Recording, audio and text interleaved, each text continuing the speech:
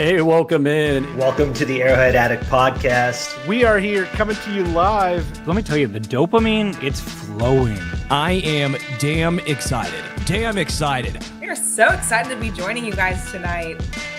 Oh! Well, how you doing, man? Patrick. Will Sterling. Yeah. Super Bowl champion, two-time Pro Bowler, and Trent Green. Trent Green, how you doing? Hey, what's going on, guys? He picked it up! He picked it up! He's gonna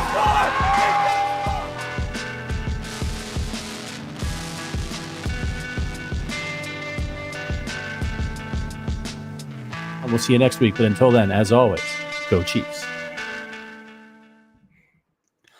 Welcome into the Arrowhead Addict pregame show. My name is Price Carter. Today I'm joined by my good friend and fellow podcaster on the Intangibles, Christian Ainsworth. Today we're going to be talking about the game's top matchups, taking you up right to kickoff in what should be a very exciting Monday night football game. Chiefs in prime time. They take the field in Jacksonville. Let's talk over just some of the key things here real quick, and then we'll get breaking down this matchup and talk about the key things to look for. Weather conditions in Jacksonville. There was some speculation that there was going to be some rain. That has not come to fruition. In fact, it's about the same temperature it is here in Kansas City and Jacksonville. 79 degrees and clear. Low for the game should be about 77, 12-mile-an-hour wind. So it looks like weather will not be a factor in this game. What will be a factor in this game, however, is the inactives for both teams.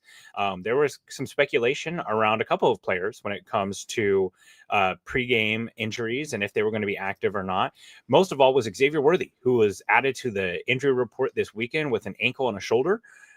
Looks like it swelled up on him on the flight, which does happen for players sometimes.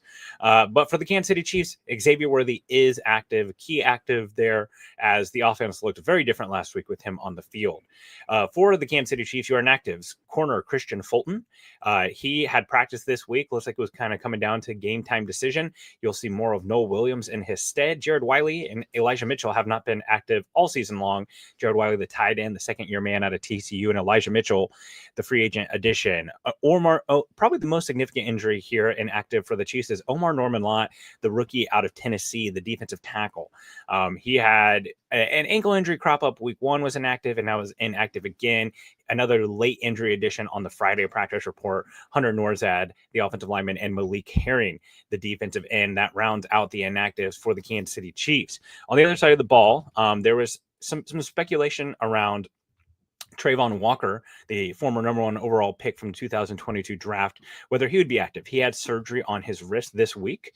He will not be active for this game, as he is out, as well as Yasir Abdullah, the linebacker, offensive lineman Wyatt Milam out of West Virginia, a recent draft pick from this class. Danny Stigro, the defensive lineman, and old friend Colin Saunders is also inactive for the Jaguars. So most significant there is Trayvon Walker, who is the other part of their pass rushing tandem, which is definitely one of the strengths of this Jaguars defense. Christian, we talked pre-pod and talked a little bit about what some of the biggest things to look for this game. How about what the super chat says here in the chat from Dog Petter?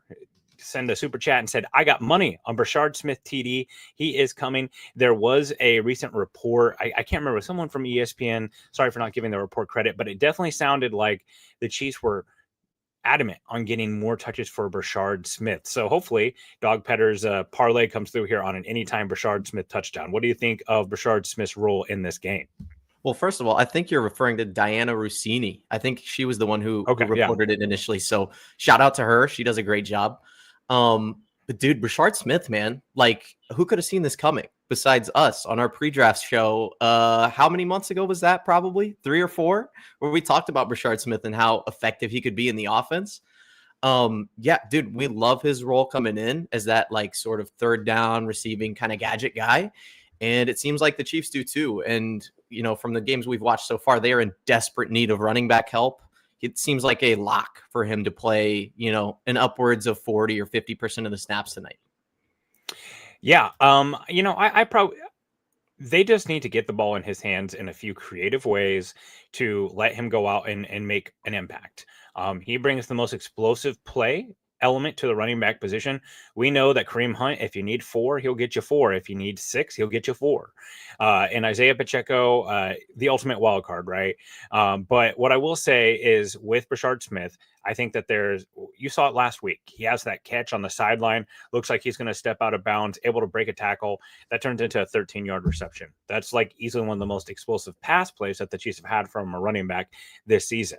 So I think it will kind of look more and more like what we saw from some of early career, like DeAnthony Thomas. We've made that comparison here, that it's going to be design touches. I would like to see more like spread out run game. Like we've seen this, like they've done this with Tyreek Hill. They did it with Kadarius Toney a little bit too, where basically they have him lined up and Patrick Mahomes takes the snap and then it's a delayed draw.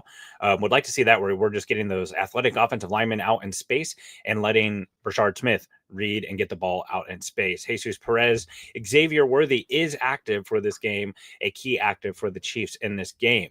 Speaking of the keys to this game, let's head over to what I think might be the biggest factor in this game.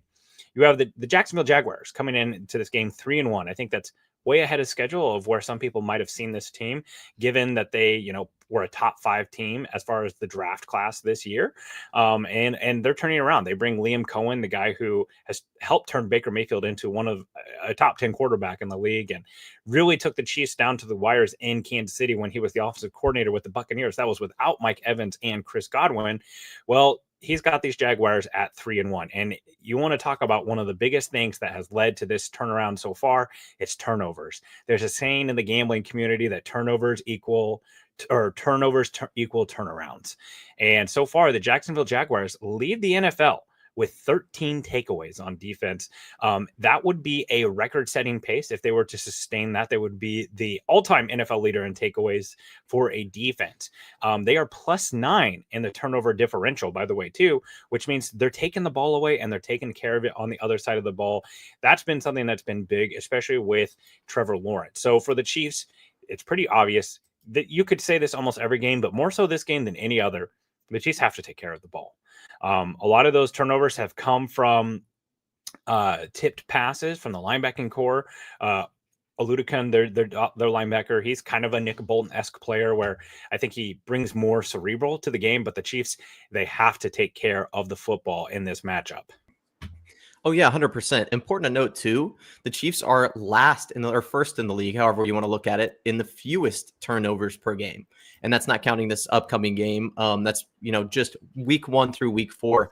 Obviously we expect that to continue as Chiefs fans, but there is some sort of looming Patrick Mahomes is due for one. So I do think we'll probably give it up once in this game, but I think that should not be enough to turn the tide against a Jags team who is 3-1. It seems like by miracle right now. Yeah. And one thing I will say too, is that the Chiefs, their lone turnover this year on offense came at the hands of a pass that hit Travis Kelce in the hands in the end zone. He wasn't able to come down with it. Turns into a massive play swing in the Eagles game that the Chiefs end up losing. But that is Patrick Mahomes' lone interception on the season. Now, that's a little fluky because he's had a couple of plays that have hit defenders' hands and they've been able to not come up with. But the Chiefs have done a great job at taking care of the ball. So this is kind of a strength on strength here. I will say this. You look at the Jags, you look at who they faced, what this team is coming in here, those turnovers, the 49ers took them down to the wire last week in a game that you've got Liam Cohen barking at Robert Saleh. By the way, I'll take Saleh in that matchup. Saleh looks like he could get in the octagon. They beat the Panthers with Bryce Young. They beat the Bengals where they lose Joe Burrow halfway through that game, and they lose that game to the Bengals and Jake Browning leading a comeback. The Houston Texans, which look like potentially one of the most inept offenses in the NFL so far through 4 weeks. And then the 49ers, they barely win that game, even though they were +4 in the turnover margin. So they just weren't quite able to get that through. So I think this team they're not winning these games big. The level of competition is a little suspect there as far as the Texans, the Panthers, the Bengals, which they lost to. So I think turnovers, it's a huge part of this game. Shout out to Vladimir Putin in the chat, a good friend of the show who we see in here often. Thanks for the super chat, sir. He says, "Go Chiefs, love your show." Thank you. We love you too. And thank you for supporting us. We appreciate it. And those funds that you help donate towards the show with those super chats, they just go back towards the show so we can help get awesome guests on and help continue to bring great content and hire great people. So thank you very much for that. Christian, let's hear one of your big keys for this game. All right, so one of my biggest keys here, and if you have watched the Jags at all this season, you know that they have been winning in spite of Trevor Lawrence. I think we really need to target Trevor Lawrence, whether that's throwing him different looks in the red zone. He's had a bunch of red zone interceptions this year, or forcing him into throwing deep passes. So Trevor Lawrence, if you guys didn't know, his deep throw rate, so the catchable balls that he throws deep down the field, is 27.3%. That's last in the league. That is, out of the qualifying QBs, 28 out of 28. Noel Williams has been playing incredible press man defense on the outside. Trent McDuffie's always locked down. And then Jalen Watson has also been playing really, really well. I think that if you throw some man looks at him, blitz, get Trevor Lawrence, moving backwards, he'll throw an errant pass and make some more of those, interceptions, especially deep down the field. I think this is a game where we could see Noel Williams really shine. Like I said earlier, super good impress man, really locked down. This could also be a game where we say Trent McDuffie get another interception. I know those are kind of few and far between, but you get Trevor Lawrence in the pocket, moving around a little bit scared, seeing ghosts, and that's definitely something that could happen.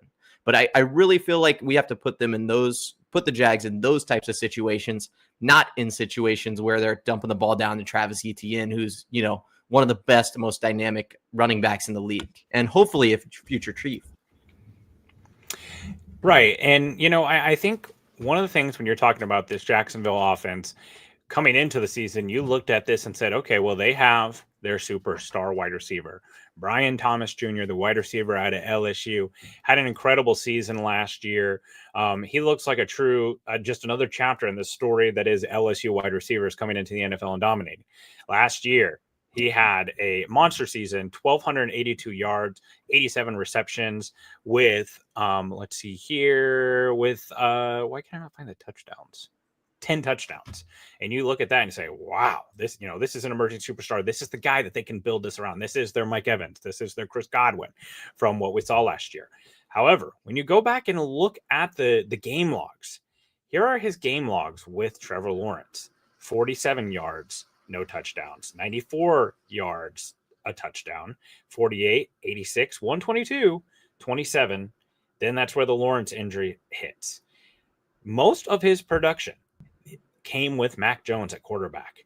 He's got an 86, a 76, 105, 132, 91, 103.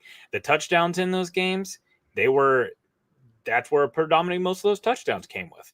So far, Brian Thomas Jr., if you own him in fantasy, you are not thrilled with the return on the results as far as how his season went. He is not living up to that draft stock this year. 164 yards, 0 touchdowns. For what it's worth, Tyquan Thornton has been a more productive player than Brian Thomas Jr. this season.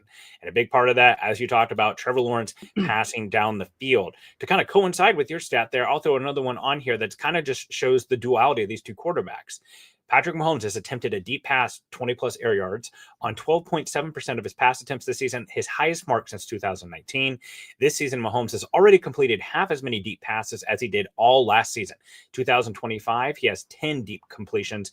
In 2024, he had 5 deep completions. So he is ripping the ball down the field. So that downfield passing game. Question for you, Christian. The Chargers, they come out and they kind of catch the Chiefs with their pants down around their ankles in Brazil, because even Steve Spagnuolo, the defensive coordinator, he comes out and says, we were expecting the Chargers to be this run-heavy team.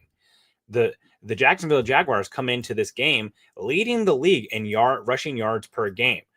We've seen Liam Cohen kind of be a kingmaker when it comes to the running back position with Bucky Irving last year. And now Travis Etienne, running back out of Clemson, is kind of realizing that first round potential and had a huge year so far. So if you're the Jaguars, do you come out and try to zig and zag? And do they come out throwing, expecting the Chiefs to try to get them back into that Charger zone where they're playing base defense? We've got 3 linebackers on the field, and we're going to throw out of those formations, get the ball out to Brenton Strange and Brian Thomas Jr. out of some heavier personnel. So I would say no. And that's because their run game has been more of a desperation in trying to have a competent offense and not I would say, necessarily an inherent strength. Their offensive line has been fantastic, but you talked about him earlier, Brian Thomas Jr. If you watch that Bengals game, he was targeted 12 times, and I think he had 4 drops down the stretch. So that's a situation. Part of that's on Trevor Lawrence, obviously, for not getting him the ball in a better place. But some of those balls were perfectly placed, and Brian Thomas Jr. just couldn't come down with them. And I think that when your most reliable wide receiver becomes unreliable, we as Chiefs fans know this, especially from a few years ago, that kind of puts a lot of pressure on that offensive line to deliver in the run game. And it puts a lot of pressure on that offensive coordinator to get the ball in the running back's hands a little bit more. And so I think that, you look at this team, the Kansas City Chiefs, and you say, listen, they've got a stud young cornerback out there in Noel Williams. Trent McDuffie's an all-pro. Jalen Watson has been fantastic. I think we just got to take it and run it down their throats. I don't think this is a situation where they are competent enough on offense to be able to exploit some of those matchups they think they can get on the outside. And another guy I'll throw in there, we'd be remiss if we didn't talk about him. Travis Hunter has not played fantastic on offense. He's been mediocre on defense, but they really have not put him in a position to succeed offensively either. So again, this is one of those situations where if I'm Liam Cohen and I'm the Jags, I am running it with the intent to throw off a play action. Some pretty significant news here just broke while you were talking. This comes from Adam Schefter. Chiefs have now added offensive tackle Josh Simmons to their injury report and list him as questionable due to an illness. When they reported their inactives, he apparently was not quite feeling well yet and still wasn't feeling well. So if he could not go, expect Jalen Moore in there at left tackle. Already getting some weirdness around this game.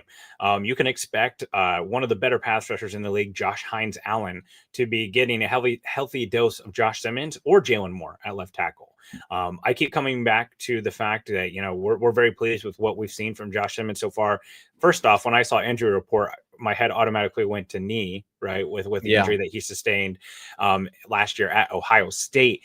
But I will say, this is the time that you feel really great about having Jalen Moore on the roster, because the alternative isn't Wanya Morris, right?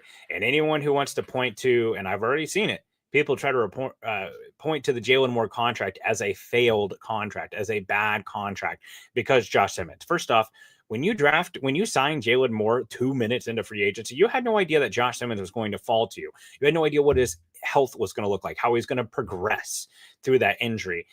So you have to, you can't put these things back in the bag and say oh, well, they should have known they could have gotten Josh Simmons in the draft. How many times have we seen the Chiefs try to draft a tackle and it not work? So this time it did work. And now when you have a situation like this, or God forbid that it's something more serious, you have a viable answer, someone who has started games and been serviceable at left tackle, someone who's been ingrained in the system and has went through training camp. So he is questionable, just in case you just jumped on. Josh Simmons, questionable to play in this game. This popped up real recently as they were going through warmups. It is an illness, nothing more than that. My guess is that he will probably try to gut it out. That's normally what you see with these players, trying to gut it out when they pop up late on the injury report. So something to keep an eye on. You were talking about Travis Hunter, and man, you and I, we sat on the draft show, and that felt like a steep price to give up for Travis Hunter in the moment. But you look at it and you're in the draft mode, which, is like, it's its own world.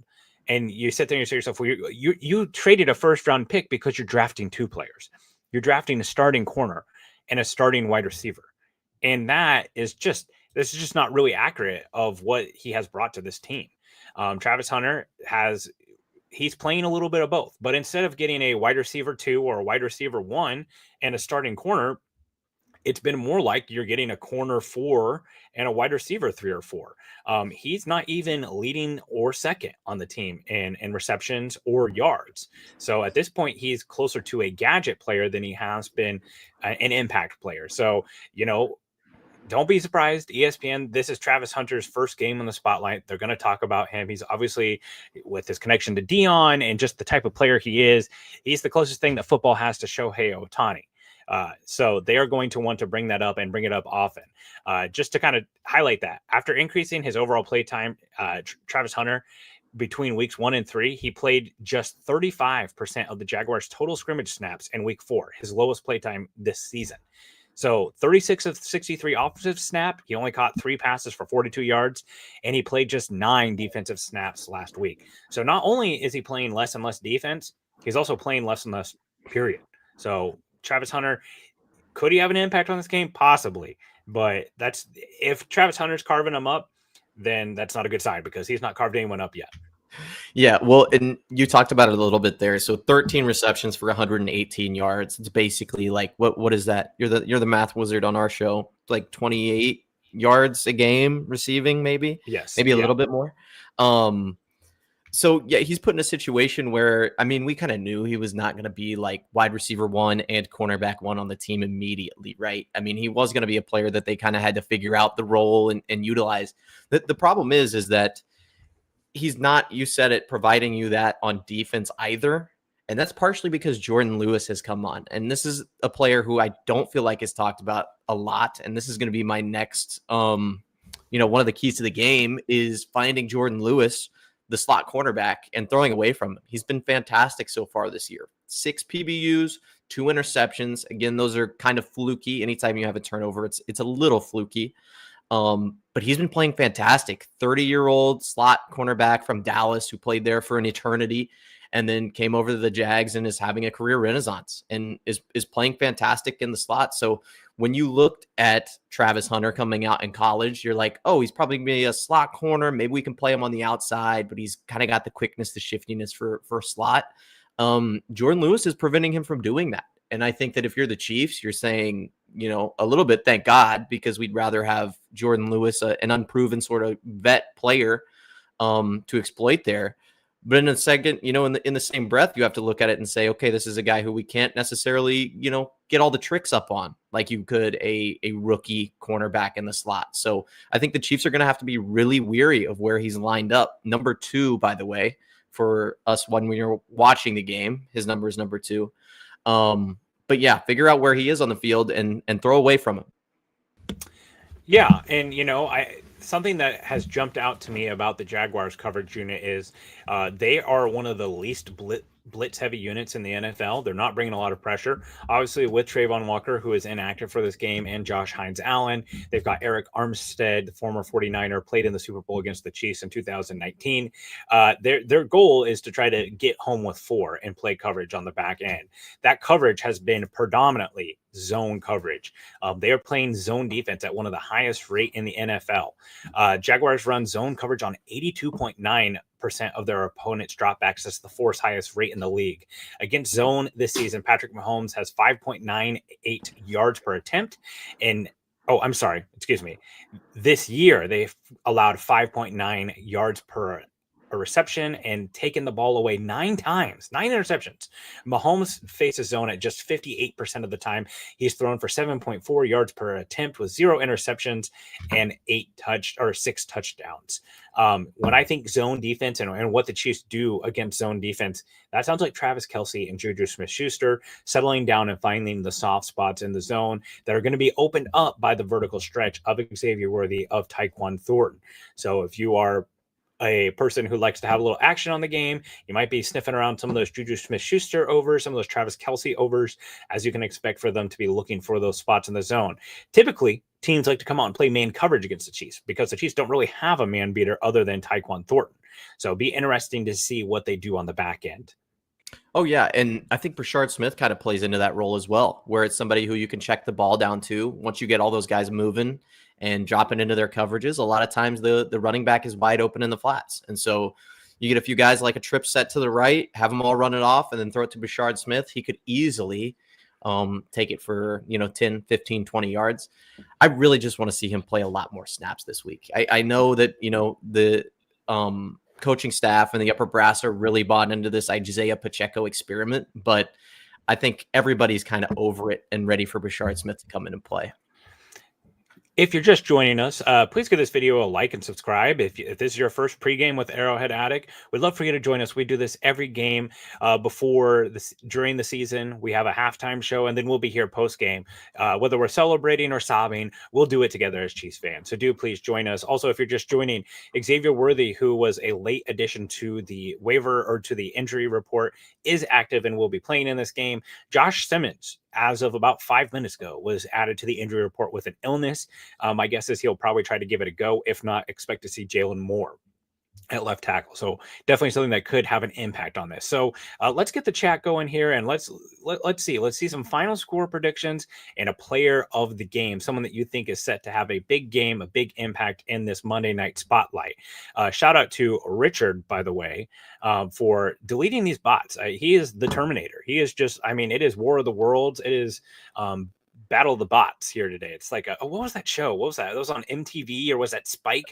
Are you talking about like BattleBot, dude? BattleBot, yeah, dude. Yes, those things are, man. We don't need to get down this wormhole. There's a really cool article in the Ringer that talked about like the most dominant BattleBot of all time, and no one could defeat this BattleBot. Very weird wormhole to go down here, but okay. So last couple of minutes here, Christian. Let's get a score prediction from you and a player of the game. So after seeing what the Chiefs did to the Ravens and, kind of taking that in stride with the fact that they had 6 of their 11 defensive starters out and were already the 31st ranked overall defense, I don't see the Chiefs, just putting on an absolute clinic here. I think 27 is probably the amount of points that they're going to score. I do think that they'll be effective. I do think that they'll be efficient, but I think they'll still probably rely just a little bit too heavily on Isaiah Pacheco and Kareem Hunt in the run game. And, we'll slowly see that fade in for Brashard Smith. Defensively, though, I think that this is a team that can absolutely exploit Trevor Lawrence. I think this is going to be a very, very one-sided game. Might feel a little wider than the final score ends up being, but I'm going to say 13 for the Jags. So 27-13 Kansas City. They could cover on the back and get a late touchdown, make it 20-27. But this to me is going to be a very, very one-sided affair. This just come in from Jesse Newell of The Athletic. Chiefs left tackle Josh Simmons, questionable with an illness, ran onto the field with his teammates and now has his helmet on. It appears he will give it a go. So we'll at least see Josh Simmons start this game. Don't know if he will finish it. I like your prediction there. For me, I think the biggest factor in this game is just like, what does the Chiefs run defense look like? They're going to try to run the ball. Omar Norman-Lott is their second best defensive tackle. Right now, they're going to be relying on a heavy dose of Derek Nottie, Jerry Tillery, and Marlon Tuipulotu. So not necessarily where you want to be against one of the best rushing attacks in the NFL. I'm going to take the Chiefs here 24-14. I do think that the Jaguars defense does have some ways that they can potentially challenge the Chiefs. I think that the linebacking core is a little underrated.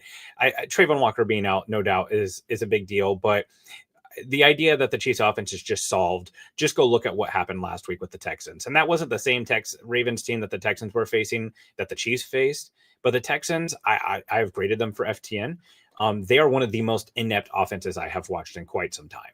It is button hooks to Dalton Schultz over and over again while Ariane Urshri gets his ass kicked on the left side. So with that being said, for my player of the game, I'm actually going to go on the defensive side of the ball. I think this is a Nick Bolton game. I think that he's got a shot to make an impact on this game with the run game. They're going to be challenging him out in space. There's not a ton of guys in the middle of the field for the Jaguars that really scare you, like Diami Brown, Brian Thomas, Travis Hunter. Those guys are all outside guys. Brenton Strange is their leading receiver, by the way, which is kind of crazy for the tight end out of Penn State. But I think this is a Nick Bolton game, and I expect him to have an impact in this game. We can expect you guys to be back here for halftime show with Arrowhead Addict. Join myself as we'll go over the key plays of the first half and talk about what has to happen in the second half for the Chiefs to secure a win. Thank you guys so much for joining us. Christian, it was great to have you on for this. Very easy when you got an extra person here. And Richard, thank you for being the Terminator and just deleting these bots. We appreciate it. Thank you guys so much for joining us. And as always, go Chiefs.